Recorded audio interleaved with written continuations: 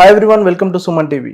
ప్రస్తుత సమాజంలో అందరూ బాధపడుతున్న సమస్య బీపీ, షుగర్. చిన్న వయసు నుంచి పెద్ద వయసు వారి వరకు అందరూ కూడా షుగర్, బీపీ వంటి సమస్యలతో బాధపడుతున్నారు. మరి ఇలాంటి వ్యాధులు ఎందుకు వస్తాయి? దీన్ని నియంత్రించాలంటే ఎలాంటి లైఫ్ స్టైల్ ఉండాలి? ఇలాంటి విషయాలను ప్రస్తుతం మనతో పంచుకోవడానికి డిజిటల్ మీడియాలో ట్రెండింగ్లో ఉన్న డాక్టర్ విక్రాంత్ సింగ్ ప్రస్తుతం మనతో ఉన్నారు. ఆయనను అడిగి ఆయన మాటల్లో తెలుసుకుందాం. సార్ నమస్తే. నమస్తే సార్ చెప్పండి డాక్టర్ గారు, అంటే షుగర్ వ్యాధి అనేది తీపి వస్తువులు ఎక్కువ తినడం వల్లనే వస్తుందని చాలామంది అనుకుంటారు. ఇందులో నిజం ఎంత? సార్ ఫస్ట్ అయితే thank you very much for having me with you. Secondly, నేను చెప్పే మాటలన్నీ కూడా these are not medical advises. So నాకు తెలిసిన విషయాలు నేను మీతో పంచుకోవడం జరుగుతుంది. ఓకే. సో షుగర్, సో చాలాసార్లు మనం చూస్తాం, ఇప్పుడు చాలామందికి షుగర్ అనేది వెరీ కామన్. ఒకప్పుడు 50-60 ఏళ్ళకి వచ్చే వ్యాధి ఇప్పుడు 20-30కే వచ్చేస్తుంది. సో దానికి ముఖ్య కారణం మన జీవన విధానం.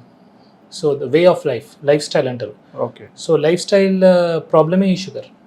సో అది ఫ్రీక్వెంట్గా చాలా చూస్తున్నాము. సో దానివల్ల చాలా వేరే ప్రాబ్లమ్స్ కూడా వస్తాయి, కాంప్లికేషన్స్ వస్తున్నాయి. అంటే ఇప్పుడు తీపి వస్తువులు ఎక్కువ తీసుకోవడం వల్లనే వస్తుందనేది ఒక అపోహనేనా అది? సో తీపి వస్తువులు అంటే ఎక్కువ కార్బోహైడ్రేట్స్ తీసుకుంటాయి.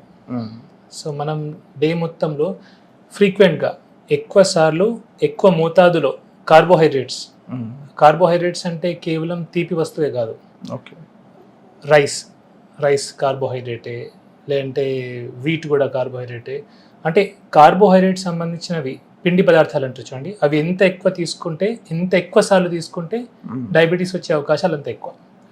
ఓకే. అంటే బరువు ఎక్కువ ఉన్న వారికే వస్తుందా సార్? అంటే వయసుతో సంబంధం ఉంటుందా షుగర్ వ్యాధి రావడానికి? షుగర్ అనేది ఒక మెటబాలిక్ ప్రాబ్లమ్ సార్ అది. సో షుగర్ కానివ్వండి, బీపీ కానివ్వండి, ఇవి మెటబాలిక్ డిజార్డర్స్ ఇవి. సో బరువు ఎక్కువ ఉన్న వాళ్ళకి డెఫినెట్లీ ఎక్కువ వచ్చే అవకాశం ఉంటుంది, కానీ బక్కగా ఉన్న కూడా వాళ్ళకు కూడా షుగర్ వచ్చే అవకాశం ఉంది. ఓకే. సో కేవలం బరువు ఉంటేనే వస్తేనే అది లేదు. సో బక్కగా ఉన్న వాళ్ళకి కూడా వస్తుంది, అండ్ చిన్న ఏజ్లో చాలా కామన్గా వస్తుంది ఇప్పుడు ఈ మధ్య కాలంలో. ఓకే. లైఫ్ స్టైల్, ఇప్పుడు మనం జీవన విధానం అంటే చూడండి, తినే వస్తువులు కానివ్వండి, ఎక్కువ కార్బోహైడ్రేట్స్ తీసుకుంటున్నాం మనం. మార్నింగ్ స్టార్ట్ అయితే నైట్ వరకు మల్టిపుల్ టైమ్స్ తీసుకుంటున్నాం. ఇప్పుడు మనం స్కూల్లో కూడా చూసుకుంటే మనకు పిల్లలకి బ్రేక్ఫాస్ట్ ఉంటుంది, లంచ్కి ముందు ఒక స్నాక్ ఉంటుంది, లంచ్ ఉంటుంది, లంచ్ తర్వాత ఒక స్నాక్ ఉంటుంది, మళ్ళీ ఇంటికి వస్తారు వాళ్ళు, ఇంటికి వచ్చిన తర్వాత ఒక స్నాక్ ఇస్తాం మనం, రాత్రి డిన్నర్ ఉంటుంది, మధ్యలో మల్టిపుల్ టైప్స్ జంక్ తీసుకుంటాం. సో ఈ మల్టిపుల్ టైమ్స్ కార్బోహైడ్రేట్స్ ఎక్కువ మోతాదులో, సో కొంచెం కూడా కంట్రోల్ లేకుండా తినడం వల్ల వస్తుంది. అంటే ప్రాక్టికల్గా డాక్టర్ గారు, మీ దగ్గరకు వచ్చే పేషెంట్స్లో ఏజ్ గ్రూప్ వాళ్ళు ఎక్కువ ఉంటున్నారు, అంటే అసలు సమస్య ఎక్కడ స్టార్ట్ అవుతుంది? సార్ నా దృష్టిలో సమస్య చిన్నప్పుడే స్టార్ట్ అవుతుంది, పుట్టుకతోనే. మనం ఫస్ట్ పిల్లలకి పుట్టగానే ఫోన్లు ఇస్తున్నాం, మొబైల్ ఫోన్ చేతికి ఇచ్చేసి వాడు తినట్లేదని ఫోన్ ఇచ్చేస్తున్నాం. సో ఆ ఫోన్ చూస్తూ వాడు ఎంత తింటున్నా అనేది వాళ్ళకి అర్థమవుతలేదు పిల్లలకి. ఓకే. అండ్ ఇచ్చే పదార్థాలు కూడా ఏమున్నాయండి, ఇన్స్టెంట్ నూడిల్స్ తినిపిస్తున్నాం, చాక్లెట్స్, బిస్కెట్స్, ఐస్ క్రీమ్స్. ఇదేదో మనం ప్రేమ అనుకుంటాం, ఇది నా దృష్టిలో ప్రేమ కాదు, పగ. మనకు పిల్లలంటే పగ ఉంటేనే మనం ఇట్లా చేస్తాం. ఓకే. సో మన శత్రువుకే మనం ఇట్లా తినిపిస్తాం, కానీ ప్రేమ ఉంటే మనం ఇవన్నీ పెట్టాం సార్ యాక్చువల్లీ. ఓకే. సో ఇలా చిన్నప్పుడు స్టార్ట్ అయిన లైఫ్ స్టైల్ పెరుగుతూ ఇప్పుడు మీరు స్కూల్లో చూడండి, చాలా ఊబకాయం లావైపోయిన పిల్లలు. సో పెరుగుతూ 20 years రాగానే బీపీ, షుగర్ వస్తుంది, 30-40 రాగానే heart stroke, brain strokes, cancers అవుతుంది. సో ఇది ఎక్కడ స్టార్ట్ అవుతుందంటే చిన్నప్పుడే స్టార్ట్ అవుతుంది, కానీ ఇదంతా ప్రాసెస్ అయ్యాయి 20-30కి బీపీ, షుగర్, 30-40కి స్ట్రోక్స్. అట్లా అంటే యూత్కి మెయిన్ కారణము ఈ స్ట్రెస్ వల్ల, జంక్ ఫుడ్స్ ఇవే కారణం అంటారు? స్ట్రెస్ డెఫినెట్లీ ఉంటుంది sir. Stress is one of the major causes. కానీ ఇప్పుడు లైఫ్లో మనం కొన్ని అవాయిడ్ చేయొచ్చు, కొన్ని అవాయిడ్ చేయలేము సార్. ఇప్పుడు ఒక సాఫ్ట్వేర్ ఎంప్లాయీ ఉన్నాడు ఫర్ ఎగ్జాంపుల్, ఆయన పని చేయక తప్పదు. ఇప్పుడు మనలాంటి మధ్యతరగతి వాళ్ళు ఉన్నారు, మనం పని చేయక తప్పదు. మనకు అప్పులు ఉంటాయి, ఈఎంఐస్ ఉంటాయి, ఫ్యామిలీ గొడవలు ఉంటాయి, వైఫ్తో ప్రాబ్లం ఉంటాయి. స్ట్రెస్ని మనం తీసేయలేము, అది అన్అవాయిడబుల్. ఓకే. దాన్ని కూడా మెడిటేషన్ ద్వారా, ఇట్లా యోగాసనాల ద్వారా ఏమైనా చేయొచ్చు, కానీ అవాయిడబుల్ ఏముంది? నోరు, మనం ఏం తింటున్నాం ఒకటి, అండ్ ఈవెన్ మెదడులో కూడా ఏం సెండ్ చేస్తున్నాం అది కూడా. సో మెదడులో మనం మెయిన్లీ వెళ్ళేది ఫోన్ ద్వారా. సో ఏం చూస్తున్నాం, మన మెదడుకి ఏం తిండి పెడుతున్నాం ఇంపార్టెంట్, మన నోటి ద్వారా పొట్టకి ఏం తిండి పెడుతున్నాం అది ఇంపార్టెంట్. సో ఇవి రెండు మంచిగా ఉంటే మనం చాలా రోగాలు అవాయిడ్ చేసుకోవచ్చు. ఓకే సార్, ఈ షుగర్ విషయంలో చూసుకున్నట్టయితే చాలామంది ఇన్సులిన్ వాడతారు, కొంతమంది ట్యాబ్లెట్స్ వాడతారు. అంటే ఇన్సులిన్ అంటే చాలామంది భయపడుతూ ఉంటారు. అసలు ఇన్సులిన్ ఒక్కసారి వాడడం మొదలు పెడితే అంటే లైఫ్ టైం వాడాల్సి ఉంటుందా? సార్ యాక్చువల్లీ ఒక కాన్సెప్ట్ ఉంది సార్, దాన్ని కీటోజెనిక్ డైట్ అంటారు. ఓకే. ఒక తినే పద్ధతి. కీటోజెనిక్ డైట్లో ఏం చేస్తామంటే మనం కార్బోహైడ్రేట్స్ అవాయిడ్ చేస్తాం, తక్కువ చేస్తాం, మినిమైజ్ చేస్తాం, కొందరికి అవాయిడ్ కూడా చేస్తారు. So high fat, moderate protein, minimal carbohydrates ఇచ్చి కీటోజెనిక్ డైట్ చేస్తాం, కీటోసిస్లోకి తీసుకెళ్తాం. ఓకే. ఎప్పుడైతే మనం కీటోసిస్లోకి తీసుకెళ్తామో ఇన్సులిన్ రెసిస్టెన్స్ అనేది తగ్గుతుంది. ఓకే. సో జనరలీ ఇన్సులిన్ రిపీటెడ్గా ఇన్సులిన్ సిక్రీట్ అవ్వడం వల్లనే ఇన్సులిన్ రెసిస్టెన్స్ వస్తుంది. ఇన్సులిన్ రెసిస్టెన్స్ వల్లనే మనం ఇన్సులిన్ వరకు వెళ్తాం. ఓకే. సో ఇన్సులిన్ రెసిస్టెన్స్ తగ్గించినాం అనుకోండి, మనం ఇన్సులిన్ నుంచి ట్యాబ్లెట్కి వచ్చే అవకాశం ఉంది. కొందరు ఎర్లీ స్టేజెస్లో ట్యాబ్లెట్ బంద్ అయ్యే అవకాశాలు కూడా ఉన్నాయి. సో తగ్గాలంటే ఏం చేయాలి, మనం ఇన్సులిన్ రెసిస్టెన్స్ తగ్గియాలి. ఓకే. సో ఇన్సులిన్ రెసిస్టెన్స్ తగ్గించడానికే కీటోజెనిక్ డైట్ అని, మోడిఫైడ్ అట్కిన్స్ డైట్ అని, ఎంసిటీ డైట్స్ అని ఉన్నాయి. These are all well documented. వీటికి కొన్ని సైంటిఫిక్ పేపర్స్ ఉన్నాయి, ర్యాండమైజ్ కంట్రోల్ ట్రయల్స్ కూడా ఉన్నాయి. అంటే ఇన్సులిన్ వాడిన వాళ్ళు మళ్ళీ ట్యాబ్లెట్స్ కూడా మారొచ్చు? యా, అంటే సార్ అది వారి మీద డిపెండ్ అవుతుంది. ఓకే. వాళ్ళ లైఫ్ స్టైల్ మోడిఫై చేస్తే. కేవలం డైట్ ఒకటే అని చెప్పాను, వాళ్ళు డైట్ చేయాలా, ఎక్సర్సైజ్ చేయాలా, ఓకే, స్ట్రెస్ని తగ్గించే ప్రయత్నం చేయాలి, ఓవరాల్ లైఫ్ స్టైల్ని మార్చితే ఆ ఇన్సులిన్ నుంచి ట్యాబ్లెట్ వచ్చిన సందర్భాలు ఉన్నాయి. ఓకే సార్, అంటే ఒకవేళ లైఫ్ స్టైల్ మారిస్తే, వాళ్ళ జీవన విధానం మార్చుకుంటే కనుక అంటే షుగర్ని పూర్తిగా కంట్రోల్ చేయవచ్చా? యా, ఎర్లీ స్టేజెస్లో నేను చూశాను సార్, నా దగ్గర కొందరు పేషెంట్స్ ఉన్నారు, ఎర్లీ స్టేజెస్లో అది రివర్సల్ కూడా అయింది. Yeah. So it is life style problem actually. So social మీడియాలో మనం తరచుగా వింటుంటాం డయాబెటీస్ రివర్సల్ అని, అంటే అది చేయొచ్చు అంటారా సార్? రివర్సల్ అయ్యే ఛాన్స్ పాసిబుల్ ఉంది, కానీ ఒకటే, ఇప్పుడు నేను చెప్పాను కదా అని అందరూ కీటోజెనిక్ డైట్ చేయడం వల్ల స్టార్ట్ చేయకూడదు. Okay. It is to be done under A medical supervision. ఒక డాక్టర్, మీ డాక్టర్ ఎవరైతే ఉంటారో మీ డాక్టర్ యొక్క సూపర్విజన్లోనే మీరు చేసుకోవాలా. ఇప్పుడు నేను కాదు, ఏ సోషల్ మీడియా ఇన్ఫ్లుయెన్సర్ చెప్పిండు కదా అని మీరు డైరెక్ట్లీ స్టార్ట్ చేయొద్దు ఇట్లాంటివి, బికాజ్ ప్రాబ్లమ్స్ వచ్చే అవకాశాలు ఉంటాయి. అండ్ డయాబెటీస్లో కూడా టైప్ 1, టైప్ 2 ఉంటుంది. సో టైప్ 2లో వెల్ డాక్యుమెంటెడ్ ఉంది ఇది. సో టైప్ 1 వాళ్ళు కూడా సడన్గా స్టార్ట్ చేయకూడదు. సో టైప్ 2 వాళ్ళు మీ డాక్టర్ యొక్క సూపర్విజన్లో, పర్యవేక్షణలో ఇట్లాంటివి ట్రై చేయొచ్చు. అంటే ఎర్లీ స్టేజెస్లో సార్ ఇది ఎలా గుర్తించవచ్చు? ఒకవేళ గుర్తిస్తే వెంటనే ఎలా చెకప్ చేయించుకోవాలి? సార్ ఎర్లీ స్టేజెస్లో అంటే సిమ్టమ్స్ ఉంటాయి సార్, ఎక్కువ ఆకలి కావడము, దాహం కావడము, కొందరికి తిమ్మిర్లు రావడము, కొందరికి వెయిట్ లాస్ కావడము, multiple ways how you can. So but ఇప్పుడైతే లక్కీలీ స్క్రీనింగ్ చాలా ఎర్లీగా అయిపోతుంది, బ్లడ్ టెస్ట్లు చాలా ఫ్రీక్వెంట్గా చేయించుకుంటున్నారు. ఒకప్పుడు లేట్ అయ్యేది, ఇప్పుడు ఎర్లీ స్టేజ్లో టెస్ట్ జరుగుతున్నాయి కాబట్టి ఎర్లీగా తెలిసిపోతుంది. అంటే ఇప్పుడు మనం ఎర్లీగా సార్ మనము షుగర్ కన్ఫర్మ్ అయిన తర్వాత ఫస్ట్ నుంచి కూడా మెడిసిన్స్ వాడుతూనే ఉండాలా? అంటే సార్ అదే చెప్తున్నా కదా sir, if diet life style modify చేసుకుంటే ఎర్లీ స్టేజెస్లో మనం అవాయిడ్ చేయొచ్చు, డిపెండింగ్ ఆన్ మీరు మీ సిచ్యువేషన్ ఎట్లుంది. అది చాలామంది ఉంటారు వాళ్ళు డైట్ చేయలేరు. నా దగ్గర 2 రకాలుగా వస్తారు సార్, డైట్ చేయలేము సార్, నేను అసలు నాకు వీలు కాదు, మాకు వండడానికి ఎవరు లేరు, నాకు తినకుండా ఉండలేను, అన్నం తినకుండా ఉండలేము, వారు ఖచ్చితంగా టాబ్లెట్ వేసుకోవాల్సిందే, వేరే మార్గం లేదు. కానీ కొందరు ఏంటంటే సార్ నేను ఏమైనా కానీ సార్ నేను టాబ్లెట్ వేసుకోను, నా లైఫ్ ఎండ్ అయిపోతుంది అంటే కొందరు పేషెంట్స్ ఉంటారు, నా లైఫ్ ఎండ్ అయిపోయిందా సార్, నేను ఇప్పుడే షుగర్ టాబ్లెట్ వేసుకోవాలా అని అంటారు. నేను వాళ్ళకి సజెస్ట్ చేస్తాను. సో నేను ఎప్పుడు కూడా నా దగ్గర వచ్చే పేషెంట్స్కి మార్గాలు చూపిస్తాను సార్. సో దే షుడ్, వాళ్ళకి ఒక ఇన్ఫర్మేషన్ ఇస్తాను. అంటే తక్కువ మందులు రాసి మీరు ఎక్కువ లైఫ్ స్టైల్ చేస్తారని విన్నాము. అది ఎంతవరకు సక్సెస్ అవుతుంది సార్? డెఫినెట్లీ సార్, చాలా వరకు బెనిఫిట్ అవుతుంది. ఎందుకంటే సార్ ఇప్పుడు ఏదైతే రూట్ కాజ్, మూలం అనేది మనకు తెలిస్తే ఓకే, మనం 10 మందులు రాయాల్సిన అవసరం లేదు. అలానే నేను మందులు రాయనని కాదు, మందులు రాస్తాను, ఏవైతే చాలా ముఖ్యం ఉంటాయో అవి రాస్తాను. ఎక్సెస్ పిల్ బర్డన్ ఇయ్యను నేను పేషెంట్ మీద, ఎక్కువ టాబ్లెట్స్ వేసేసి 10 గోళీలు అట్లాంటిది నేను 1, 2, 3 అయితే మేజర్ కాజ్ రూట్కి ఉంటాయో. సపోజ్ షుగర్ పేషెంట్ ఉన్నారు, ఇప్పుడు ఇంతకుముందు చెప్పినట్టుగా షుగర్ పేషెంట్ టాబ్లెట్ డైట్ చేయలేనంటే షుగర్ టాబ్లెట్ ఒకటి ఇస్తాను. అండ్ కొందరు heart patient, brain stroke patients ఉంటారు, వాళ్ళకి ఆస్పిరిన్, యాంటీప్లేటెట్స్ అట్లాంటివి ఇస్తాను. ఓకే. అంటే ఇప్పుడు డయాబెటిక్ పేషెంట్స్ రోజువారీ జీవితంలో 3 ఖచ్చితంగా పాటించాల్సిన సూత్రాలు ఏమున్నాయంటే? 3 ఖచ్చితంగా పాటించాల్సిన సూత్రాలు సార్. ఒకటి exercise. First very important thing is exercise. ఖచ్చితంగా ఎక్సర్సైజ్ చేయాలా. ఎక్సర్సైజ్ చేస్తే మనకు ఆక్సిడేటివ్ స్ట్రెస్ తగ్గుతుంది బాడీ మీద అండ్ మైటోకాండ్రియల్ హెల్త్ ఇంప్రూవ్ అవుతుంది. ప్రతి సెల్ లోపల మైటోకాండ్రియా అని ఒకటి ఆర్గనెల్ ఉంటుంది. ఇప్పుడు మనకు జనరేటర్ ఎలాగో ఈ ఆఫీస్కి అలాగా సెల్ లోపల ఒక మైటోకాండ్రియా అనే ఆర్గనెల్ ఉంటుంది. దాని హెల్త్ బాగుండాలంటే మనం ఖచ్చితంగా ఎక్సర్సైజ్ చేయాలి. ఓకే, సో ఎక్సర్సైజ్ చేయాలి ఒకటి. సెకండ్లీ డైట్ మీద మనం కాన్సన్ట్రేట్ చేయాలా. ఎక్కువ కార్బోహైడ్రేట్స్ తీసుకోకుండా మినిమల్ పెట్టుకోవాలా. ఓకే, అండ్ దాంట్లో కూడా ప్రాసెస్డ్ ఫుడ్స్ లాంటివి అలాంటివి తీసుకోకపోతేనే మంచిది. ఓకే, ప్రాసెస్డ్ ఫుడ్స్ అంటే ఇన్స్టెంట్ నూడిల్స్ కానివ్వండి, బిస్కెట్స్, హోల్ ఫుడ్స్ తీసుకోవాలి.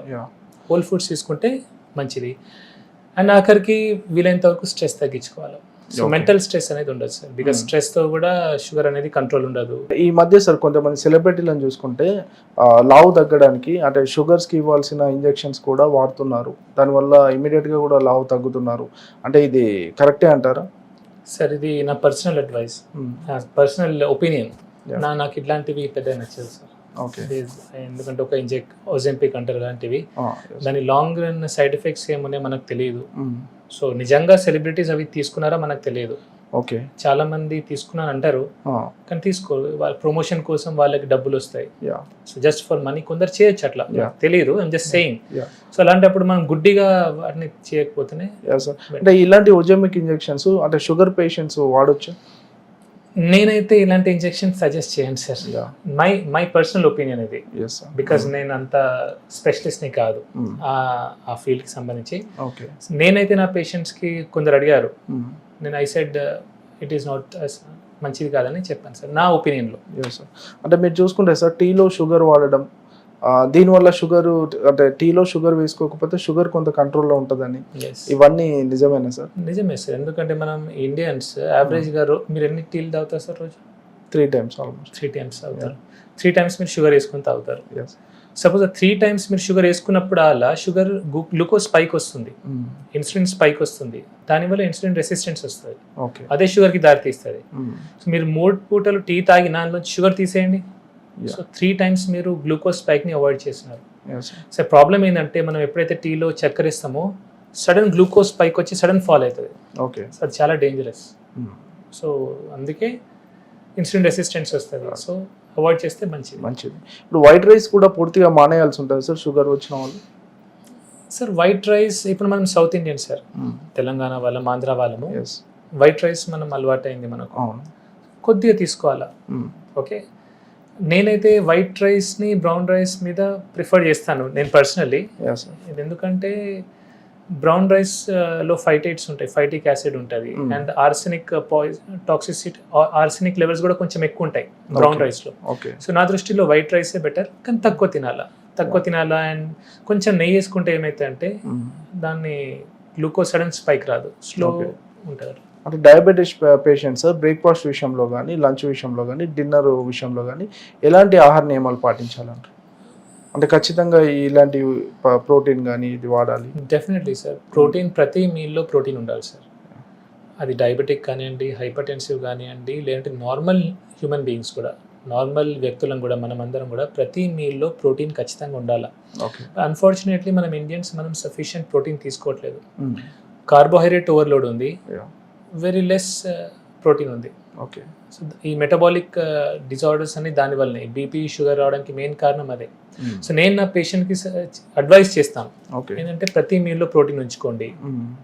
సపోజ్ వెజిటేరియన్స్ ఉంటే వాళ్ళు పప్పులు తినొచ్చు, డ్రై ఫ్రూట్స్ తినొచ్చు, ఇలాంటివి తినొచ్చు, అండ్ ఫైబర్ కూడా తీసుకోవాలి వాళ్ళు. అండ్ నాన్ వెజిటేరియన్స్ ఉంటే ఎగ్స్ కానివ్వండి, మటన్, చికెన్, ఫిష్ అన్ని ప్రతి మీల్లో కొద్దిగా తీసుకుంటే ఏంటంటే హెల్తీగా ఉంటాం మనం.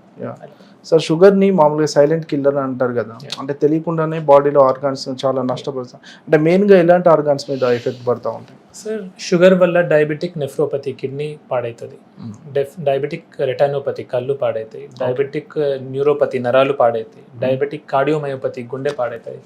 ఇవన్నీ కావడానికి కారణం ఏంటంటే మన బ్లడ్ లోపల only 4 to 5 grams of sugar ఉండాలి sir at any point of time.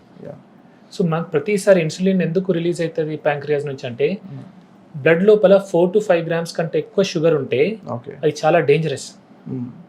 అదేం చేస్తుంది అంటే ఈ రక్త నరాలని డ్యామేజ్ చేస్తాయి, ఇన్ఫ్లమేషన్ అంటారు. సో ఇన్ఫ్లమేషన్ వల్ల ఏమైతే ఎండ్ ఆర్గన్ డిసీజ్ వస్తాయి. ఓకే. సపోజ్ కిడ్నీకి సప్లై చేసే బ్లడ్ వెజల్లో ఏదైనా ఇన్ఫ్లమేషన్ వస్తే కిడ్నీ పాడవుతుంది.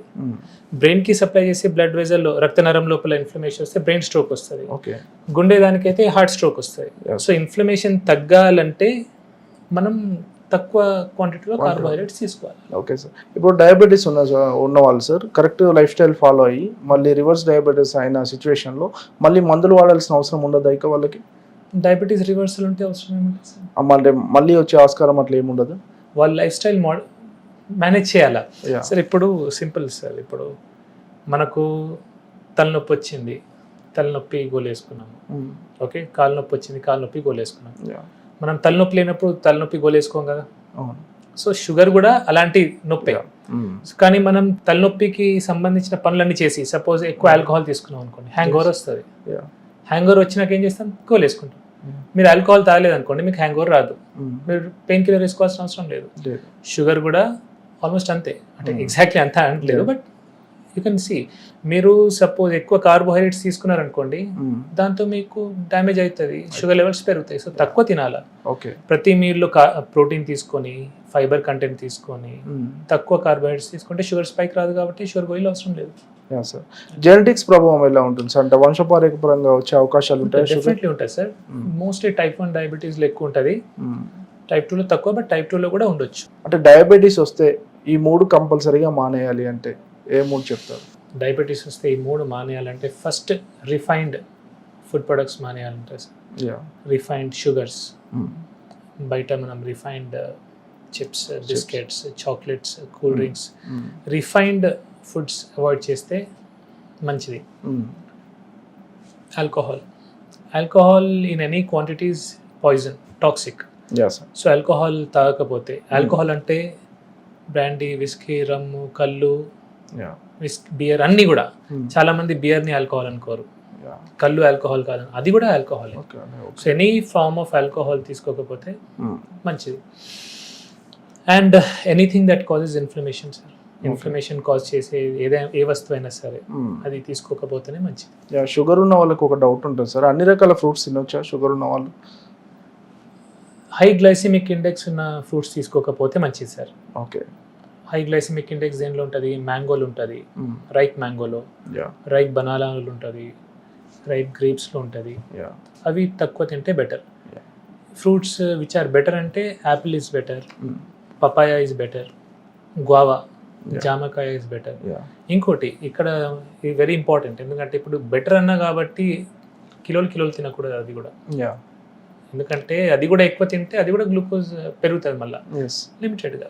షుగర్ పేషెంట్స్ మీ దగ్గరకు వచ్చే పేషెంట్స్ కానీ వీడియో చూస్తున్న వాళ్ళకి షుగర్ గురించి ఏం చెప్పాలనుకుంటున్నాను? మీకు షుగర్ ఉంది, టైప్ 1 డయాబెటీస్ గురించి చెప్పాను, కానీ టైప్ 2 డయాబెటీస్ వారు మీకు షుగర్ ఉందంటే అది మీ చేతిలో ఉంది అది. ఓకే. సో మీరు లైఫ్ స్టైల్ మంచిగా చేసుకొని, ప్రాపర్గా కార్బోహైడ్రేట్స్ తక్కువ చేసుకొని, ప్రోటీన్ కంటెంట్ పెంచుకొని, ఎక్సర్సైజ్, జిమ్, యంగ్ అయితే జిమ్ చేసి, జాగింగ్, వాకింగ్ లాంటివి చేసి, పెద్దవాళ్ళు అయితే యోగాసనాలు, వాకింగ్ లాంటివి చేసి లైఫ్ స్టైల్ని మోడిఫై చేసుకుంటే షుగర్ ఉండదు మీకు. Fine sir.